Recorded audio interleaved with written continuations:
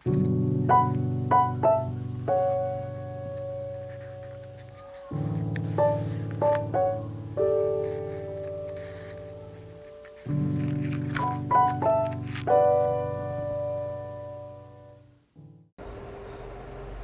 मित्रांनो, आता शाळेला छानपैकी सुट्ट्या पडल्या असतील. पालकांना प्रश्न पडला असेल आपल्या मुलांना या सुट्टीमध्ये काय करायचं, काय काय शिकवायचं, काय नवीन नवीन करता यावं. किंवा मुलांनाही आता प्रश्न पडला असेल की सुट्टी पडली तर आपण काहीतरी क्रिएटिव्ह काय करायला पाहिजे, मिळालेल्या वेळेचा कसा सदुपयोग केला पाहिजे. तर मोबाईलवरती सगळेजण आजकाल आपल्याला खेळताना दिसतात, काही गेम खेळताना दिसतात, काही ॲक्टिव्हिटीज थोड्याशा कम्पॅरेटिव्हली कमी झालेल्या आहेत. सो आपल्याच घरातील काही साध्या गोष्टींपासून जर अशी काही कलाकृती आपल्याला करता आली तर नक्कीच त्यातून आपल्याला आनंद मिळता येतो, त्यातून आपली क्रिएटिव्हिटीसुद्धा डेव्हलप होते. तर हा जो कासव आहे हा तुम्ही बऱ्याचदा बघितला असेल फेसबुकच्या कोकोनट क्रिएटिव्ह आयडियाजमध्ये. बरेच जणांनी हा कासव अपलोड केला आहे आणि ह्याला खूप ॲप्रिशिएशनसुद्धा मिळालेलं आहे. पिंटरेस्टवरती जर अनुवेद क्रिएशन्स नावाने माझं जे पेज आहे पिंटरेस्टवरती, त्यालाही याला खूप लाईक्स आलेत आणि लोकांनी बऱ्याच ठिकाणी हा प्रश्न विचारला की हा क्लेचा आहे का किंवा काय आहे. तर हा आपण 100% जो त्याची बॉडी आहे ती बॉडी आपण बनवलेली आहे नारळाच्या करवंटीपासून. It's from coconut shell art, it's totally. And आणि त्याचं जे हे चेहरा आहे तो चेहरा आपण बनवलेला आहे आपली करंजाची बी असते, करंजाच्या बीपासून केलेलं आहे. त्याच्यानंतर तुम्ही जर असं उलटं करून त्याला जर बघितलं, so it is completely coconut shell. This also coconut shell and this is the and whatever the eye balls and these designs, whatever emboss you are seeing here, it is we have used MSIL for that. Okay, and this is totally carved art. So we are going to learn these things today. So lot of queries came, lot of people asked how to do this. That's why I am creating this video for you. Okay, this is only one piece, and as an artist I am always trying to create my handicrafts very unique, so that it will stand out from others. Okay, so for this we are using very basic material which is available in our daily life at home. So this is the half part of that coconut shell what I have used here already. So this is the complete coconut. I have cut it in the middle, from middle.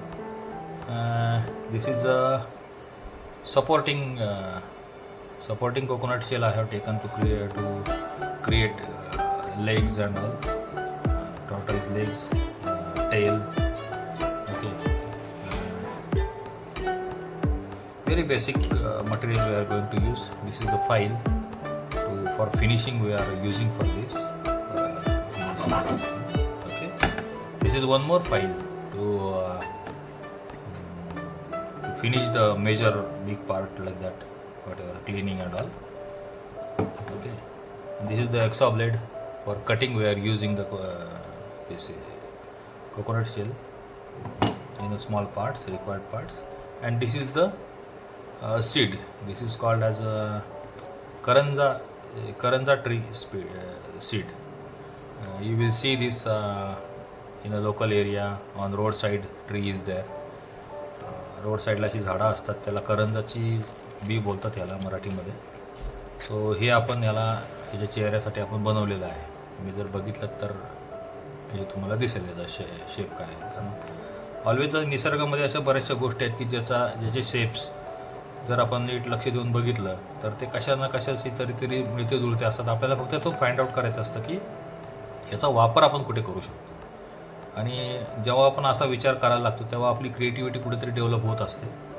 तर अशा बऱ्याचशा गोष्टी आहेत, त्याचं तुम्ही निरीक्षण करत जा. निसर्गामध्ये बऱ्याचशा गोष्टी आपल्याला दिलेल्या आहेत देवाने.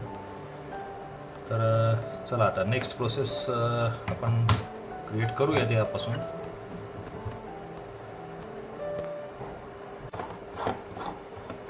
आपण सुरुवातीला याला क्लीनअप करून घेऊयात.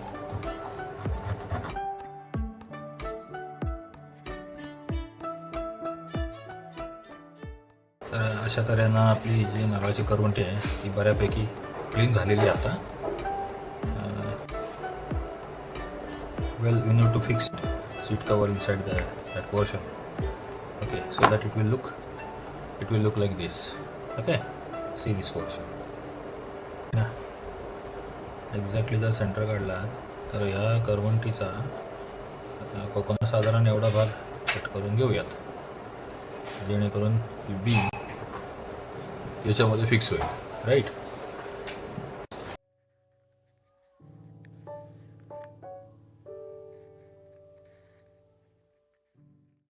या टॉर्टॉइजचं हेड किती प्रमाणात बाहेर पाहिजे आणि कुठल्या अँगलला पाहिजे असं लक्षात ठेवूनच आपण ही बी सेट करायची आहे. हा जो ॲडिशनल करवंटीचा भाग जो आपण घेतला होता, यातून आपण कासवाचे पाय व्यवस्थित ड्रॉईंग करून कटिंग करून घ्यायचे. कटिंग करताना घरातील मोठ्यांची मदत घ्यायची आहे. हात वगैरे कट व्हायची शक्यता असते.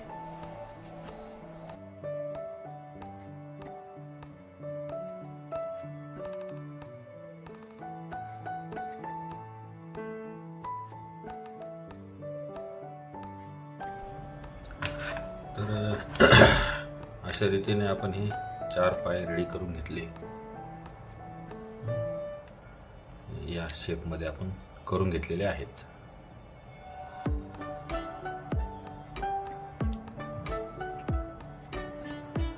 आपण काल नंबर टाकले होते याच्यावरती 1, 2 आणि हे 3, 4.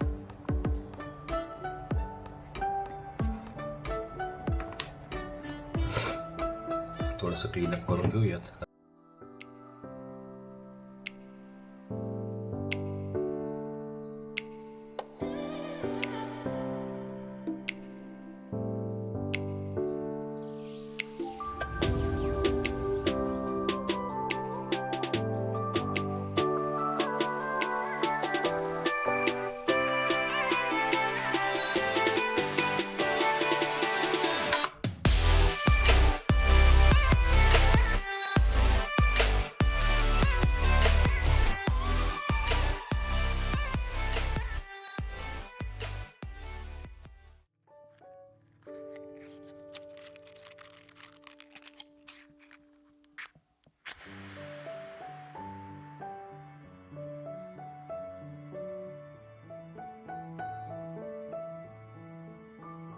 या टॉर्टॉइजसाठी लागणारे जे काही बॉडी पार्ट्स आहेत ते आपण आता तयार करून घेतलेले आहेत. ते स्वच्छ करून घेतलेले आहेत. आता कुठेतरी गुगलचा एखादा रेफरन्स बघून आपण याच्यावरती म्हणजे जसं टेक्स्चर असतं पाठीवरती कासवाचं त्याप्रमाणे ड्रॉईंग करून घेऊयात आणि पुढच्या प्रोसेससाठी म्हणजे ते रेडी ही स्टेज रेडी करून घेऊयात.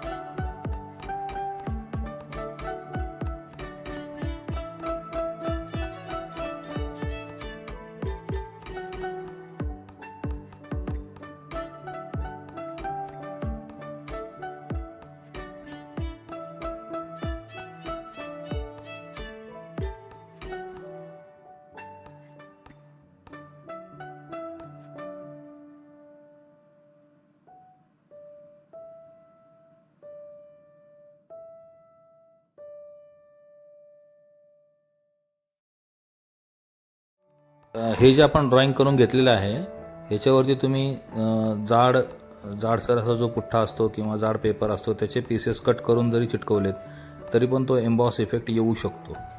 म्हणजे करवंटी ही तुलनेने खूप कठीण असते कोरायला, तर त्यासाठी हा एक ऑप्शन असू शकतो.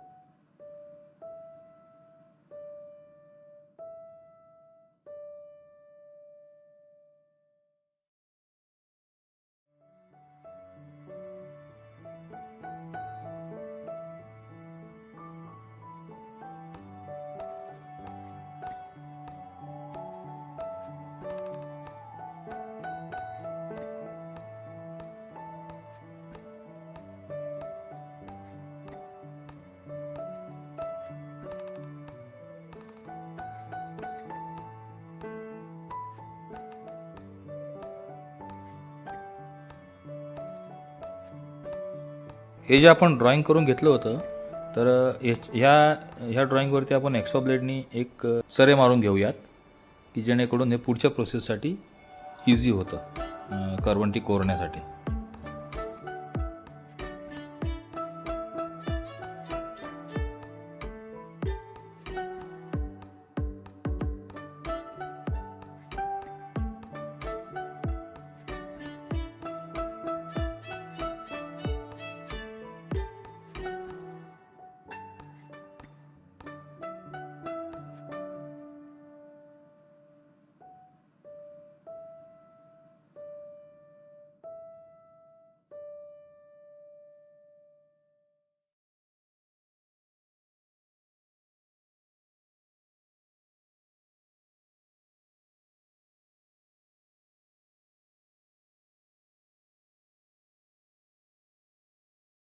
गरम खिळ्याच्या मदतीने ग्रू थोडे मोठे करायचा प्रयत्न करूयात.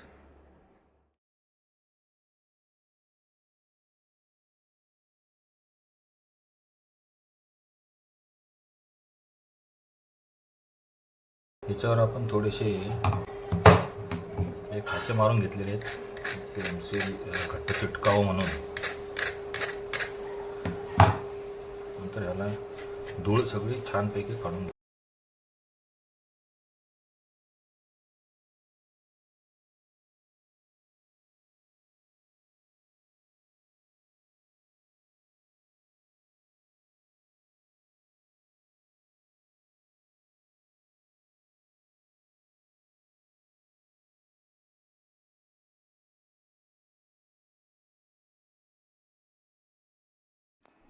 रफ सरफेसवरती एमसील चिटकून झाल्यानंतर आपल्याला त्याला एक ठराविक शेप द्यावा लागतो. तर तो शेप देताना आपण थोडीशी कोरड्या पावडरचा वापर करायचा आहे या कोकोनटच्या, जेणेकरून एमसील आपल्या हाताला चिकटणार नाही.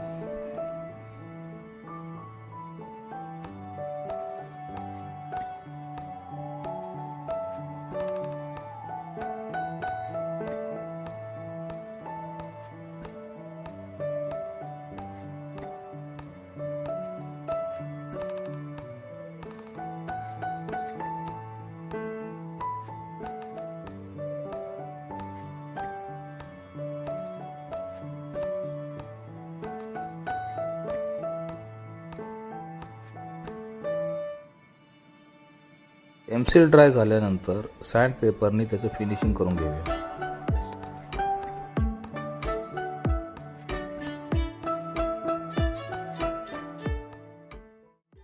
चेहरा बनवण्यासाठी आपण करंजाची बी घेतलेली आहे.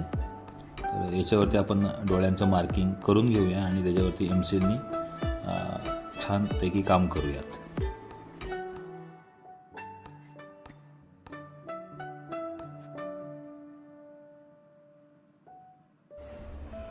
डोळ्यांची जागा थोडीशी रफ करून त्याच्यावरती बनवून घेतलेले आपण जे आयबॉल्स होते ते आयबॉल्स तिथे चिटकून घेऊयात आणि साधारण थोडंसं त्याला कॉमिक लुक येण्यासाठी किंवा थोडं कार्टून लुक देण्यासाठी त्याप्रमाणे आपण डोळे तयार करून घेऊयात पेन्सिलमध्ये.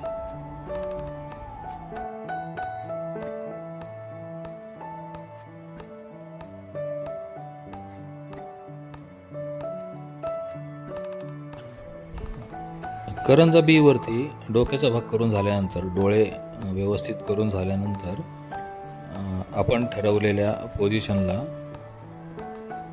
हे पेस्ट करून घेऊयात आणि सोबत त्याचे चारही पाय व्यवस्थित लेवलला आणून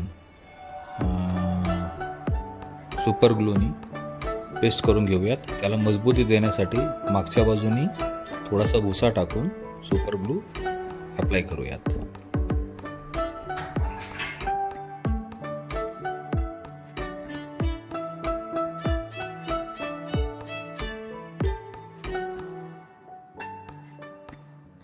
छोटी कानस वापरून पायाच्या भागावरती थोडेसे डिटेल्स कोरून घेऊयात.